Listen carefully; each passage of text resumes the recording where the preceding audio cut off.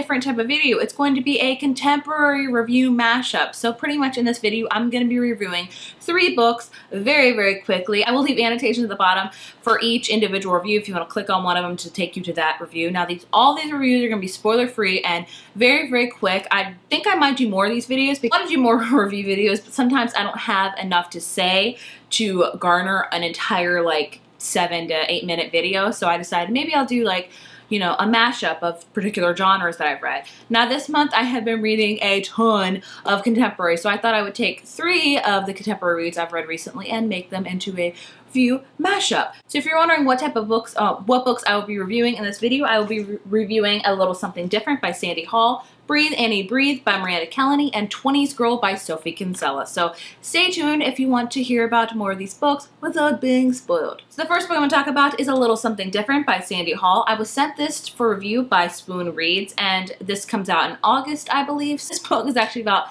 2 characters named Leah and Gabe, but coincidentally enough, there is so many point of views in this book and none of them are from Leah and Gabe. So you're getting everybody's point of view but Leah and Gabe. Now the whole story behind this is Leah and Gabe are perfect for each other. They are beyond perfect and everyone knows it and everyone can see it but them. So like I said, the story follows so many different point of views, like of their best friends, of their siblings, of a squirrel, that's right, a squirrel, a barista and stuff like that, and it's just about how people perceive them and how they should be together.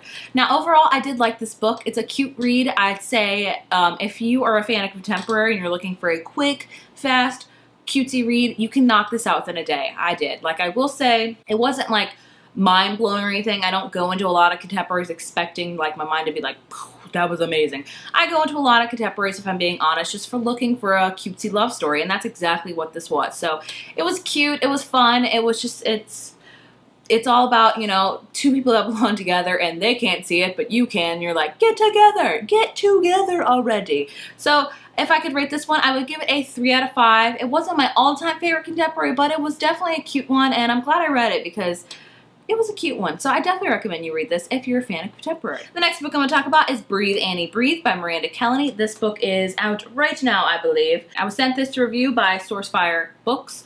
This is actually part of a series. I believe it's the 5th book in this series. Now, with this series, you don't have to read all of them, you know, in order to read this one. You don't have to read them in order. I think you can read a mismatch. There's nothing going to be spoiled for you. There will be, you know, certain characters from previous books that pop up, but it's not going to spoil you, I don't think. So I haven't read the entire, I think it's the 100 Oaks series. I think I've only read books 2 and 3. I decided to read this one because the premise sounds amazing. It's about a girl named Annie who is training for a marathon. She's training for a marathon in honor of her deceased ex-boyfriend, who is also training for a marathon. She wants to finish it in his honor. She wants to do it for him.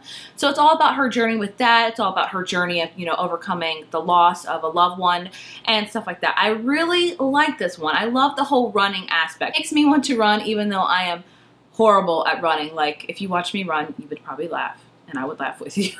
But I did like this book. I thought Annie was a likable character. There were some quirks about her, like she kind of blew up on certain people and got mad, and I was like, but I'm like, well, she's a teenager and she just lost, you know, her ex-boyfriend, so that's totally understandable. But I love the running aspect of it. I love the overcoming of the grief and how it was handled and just, you know, kind of growing up and stuff like that. Even in this book, each week she trains with a particular trainer and she has to run. Well, right on here, you probably can't see it, sorry. It's like, you know, day something and distance 3 miles, and she writes a little note by it, and I like it how it's like got that journaling aspect to it. But I really like this one. I gotta say, this is my favorite book of Miranda Kelleny's that I've read, and I've only read 2 others, but I still really like this one. I would give it a 4 out of 5. So if you're into running, definitely read it. If you're into contemporary and, you know, stuff like that, definitely read it. And the last book I have to talk about, I don't have with me because it was a library book, and it's actually an audio book, and that is 20 Girls by Sophie Kinsella. This is my 3rd audiobook by Sophie Kinsella. It's like my 6th one that I've read. Chance I have to listen to a Sophie Kinsella book, I take it because I love her audiobooks. I highly recommend, if you are interested in Sophie Kinsella, listen to them because they're hilarious. This one is quite different from her usual ones, I will say. Her usual books are full of romance and stuff like that, and that's pretty much the whole, you know, thing. It's an adult contemporary. But this one kind of had a different spin on it. It follows a girl named Laura who is things aren't going so well in her life right now. Her boyfriend just broke up with her, her business isn't going so great, and her great aunt died. And that's not a huge deal, but because she was never even close to her. But during the funeral of her great aunt, she sees her great aunt's ghost, and her great aunt died, I think she was like 100 maybe, but her ghost came back like when she was in her 20s, and when she was in her 20s, and coincidentally enough, you know, when she was in her 20s, it was the 20s.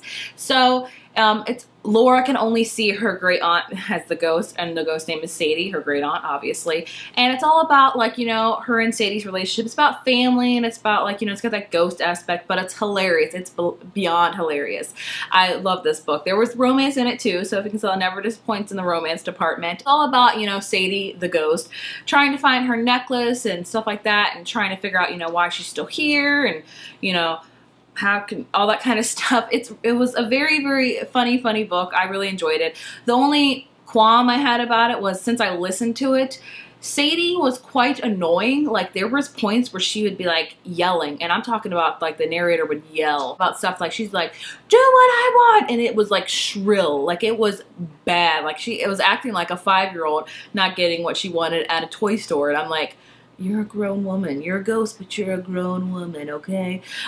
So that was the only thing I did not like about it. Was Sadie was kind of just like, I was like, oh my gosh, you are annoying as mess.